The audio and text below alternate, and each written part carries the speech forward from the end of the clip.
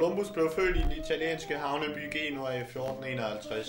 Hans far var væver. Da Columbus var 10 år, stak han af hjemmefra og tog hyre på et skib.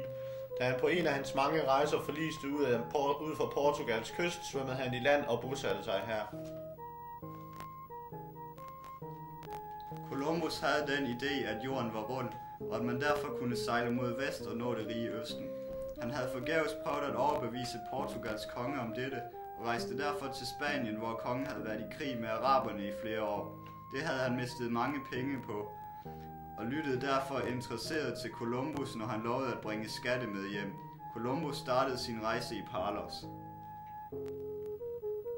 Det var den 3. august 1492, da Columbus drog afsted med de 3 skibe, Santa Maria, Nina og Pinta.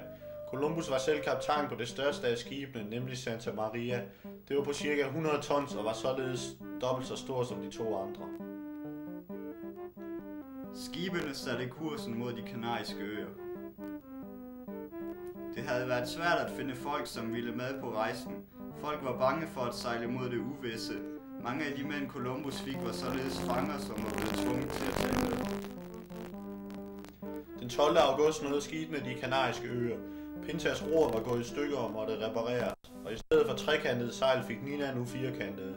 Med dem kunne man bedre sejle på de store have. Den 6. september om morgenen stod de 3 skibe igen til søs.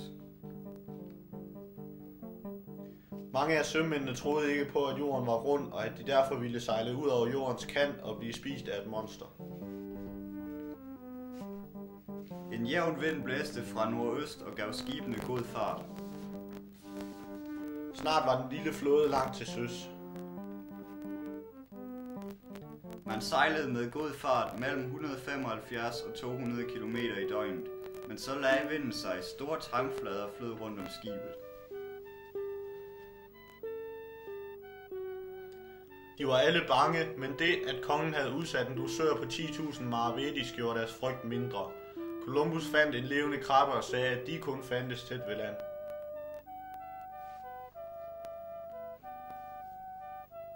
Endelig kom vinden, men denne gang fra vest. Det var besætningen dog kun glade for.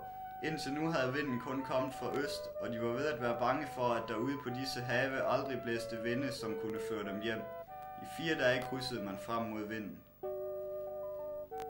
Om aftenen den 25. september råbte kaptajnen på et af de andre skibe, Martin Pinson, at han kunne se land. Det var dog kun en skybanke. Columbus så en stor flok fugle flyve mod sydvest og gav ordre til at sejle i den retning. 3 dage senere havde mændene fået nok. De trængte ind på Columbus og krævede, at han vendte om. Men Columbus var ikke til at rokke. Jeg bliver ved med at fortsætte til at nå Indien, sagde han. Næste dag var der storm. Folkene vågnede til et smukt syn. Stormen havde i nattens løb blæst tanget væk. Fra Pinta så man en stump sukkerrør. Nu følte man sig sikker på at være nær land. Columbus gav ordre til igen at sejle mod vest. Om natten troede Columbus, at han så lys, men det forsvandt hurtigt igen. Pinta var den hurtigste sejler og lå forrest. I tynden øverst i masten holdt matros Rodrigo de Trajane udkig. Klokken 2 om natten den 12. oktober 1492 fik Rodrigo øje på den nye verden. Han vendte sig om og råbte: Land! Jeg kan se land! Rodrigo fik dog ikke de mange penge, da Columbus hævdede, at han havde set lys fra landet om natten. De gik i land på mange øer. På de fleste var indianerne fredelige og tilbad europæerne som guder. De byttede gerne guld væk for søm og andre ubrugelige ting.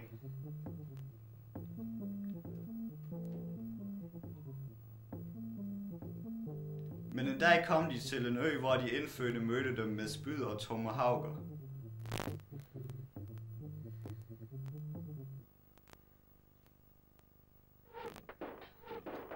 De havde dog ingen chancer mod europæernes bøsser og kanoner.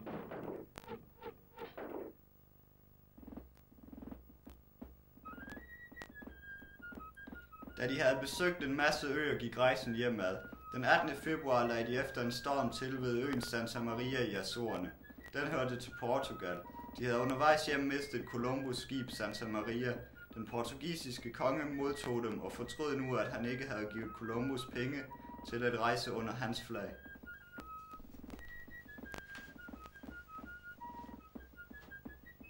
Den 15. august lagde man igen til i Palos. Herfra var skibet sejlet ud for 224 dage siden.